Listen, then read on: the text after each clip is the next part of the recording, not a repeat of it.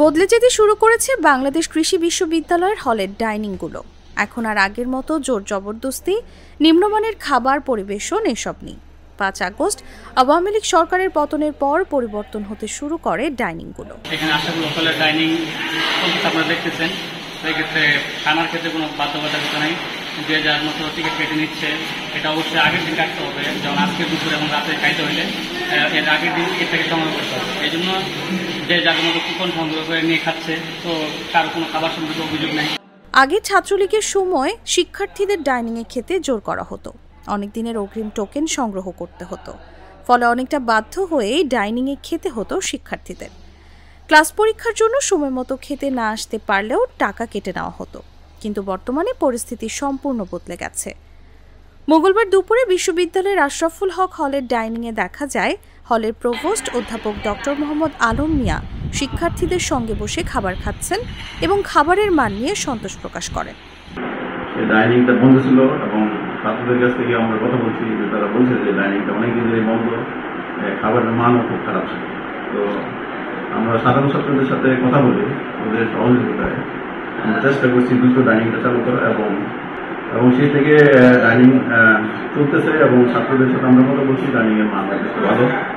তখনই বলে দিয়েছি ডাইনিংয়ের মধ্যে বিশেষ করে হাইজেনিক যে ব্যবস্থাটা, বিশেষ করে খাবার দাবার যে প্লেট, গ্লাস, পানি, এগুলির ব্যাপারে যেন সবসময় পরিষ্কার পরিচ্ছন্ন।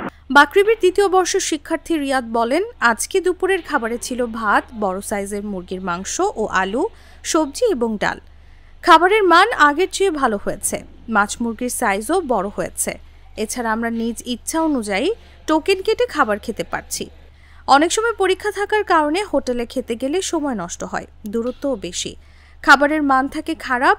ডাইনিং থাকাতে আমাদের আর সেই সমস্যার মুখোমুখি হতে হচ্ছে না।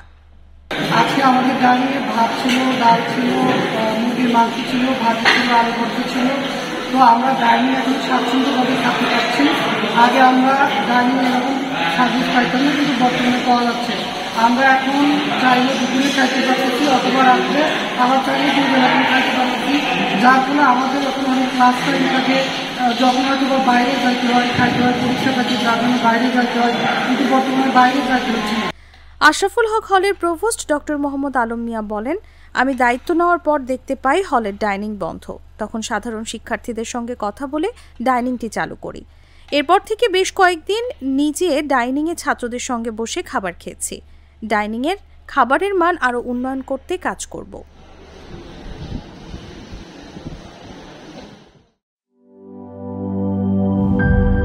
শিয়া বাটার ও ভিটামিন ই সমৃদ্ধ lily glam beauty soap. Lily, always beautiful.